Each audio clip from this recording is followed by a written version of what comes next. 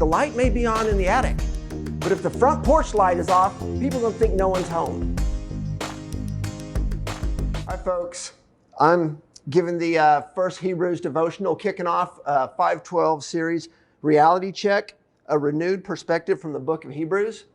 I'm going to cover Hebrews chapter 1, verses 1 through 12. The theme of this is worthy of worship, but I'll make it real easy on you. Read verses 1 through 4. You're going to see over a half dozen reasons why Jesus is worthy of worship. So I think for most of the folks listening to me right now, you don't need convincing that he's worthy of worship.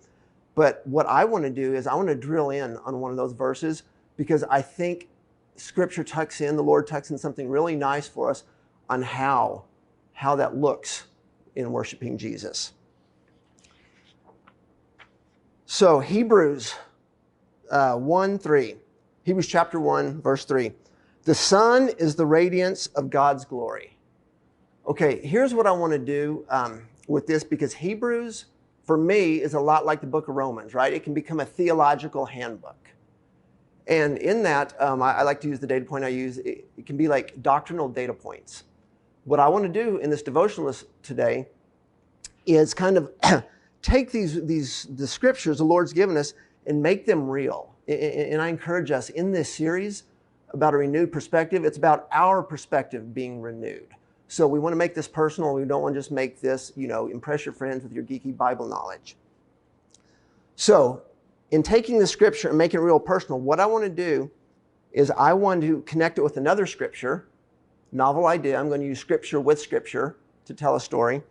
And you're going to see how I'm making this personal. Hebrews 1:3, I just read, the sun is the radiance of God's glory. Colossians 1:27, which, by the way, you figured this out by now. That's Jesus with the long hair radiating God's glory. Colossians 1:27, Christ in you, the hope of glory. You can see the touch point here. We're talking about Jesus radiating God's goodness. And Jesus radiating God's goodness is within you.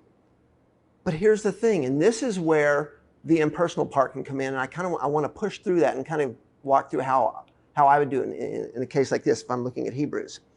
The word glory can be very churchy. I say that just because I don't tend to use it in my day-to-day lingo with people out on the street.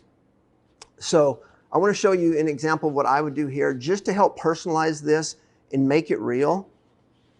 I'm going to take a little a side route for a second, take a detour, and I'm going to go in reverse to Exodus 33.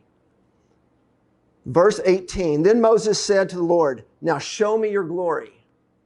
The Lord's response, and the Lord said, I will cause my goodness to pass in front of you. I love this because for me, it shows that one facet of God's glory is his goodness. Using that, I'm going to go back to the scriptures I just showed you, the Hebrews and Colossians one. And I'm going to insert that in there again, just in an effort of making this real. And how do you life this out? So, the sun is the radiance of God's goodness. I don't think any of us will argue with that. Jesus emanated God's goodness everywhere he went. Colossians 1:27, I'm going to read that one again, but now with a synonym in here. Christ in you, the hope of God's goodness being displayed on the earth. So now that I've laid that groundwork, I want to take these same scriptures, but I want to focus on a different aspect of them. Same scriptures, but look what I'm emphasizing in Hebrews 1:3. The sun is the radiance of God's goodness. So again, he doesn't have to try. He's not hindering God's goodness from flowing out. He just is. Wherever he goes, God's goodness radiates from him. But this is very interesting, and this is the key point for us. Colossians 1:27 again. Christ in you, the hope of God's goodness. I want to point something out here. My Bible says hope. My Bible does not say guarantee. It's the hope of God's goodness being displayed on this earth. And that's important because, again, Jesus may be inside of us, right? The analogy I'm going to use is the light may be on in the attic, but if the front porch light is off, people are going to think no one's home. And that's my challenge, right? I mean, do folks know that Jesus is alive inside you? Or would they say, well, that's, there's a vacancy sign. So now that I've kind of laid this groundwork, I want to tie it back in with worship. If you remember, the theme of this was worthy of worship. And I said, Scripture kind of gives us clues on what worship looks like, being that Jesus is worthy of it. So I'm going to take another brief detour. Let's go to Romans 12:1, that other theological handbook.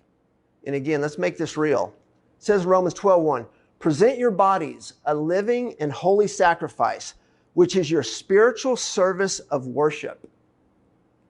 Here's the connection I want to make. The Lord is asking us here, imploring us, surrender your body to Him. Give your body to Him, to His agenda, to His ways. Put your agenda on the shelf. And the reason that is so cool is when you couple that with what this series in Hebrews is doing. The series is after leading us to perceive reality and have a renewed perspective. When you couple a surrendered body with a renewed perspective, it's good. The fruits are good.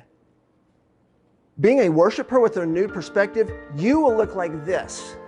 Your worship of Jesus is everywhere you go. You are carrying King Jesus with you, but you know what? He's not trapped in there. He radiates from you because He's in you. And that's why I'm really excited about the series we're doing, and I just encourage everyone. You're going to hear some awesome devotionals, and when we go through this, as a church, seek to make this real and personal and not just doctrinal data points that you walk away smarter at the end of this series. Thank you.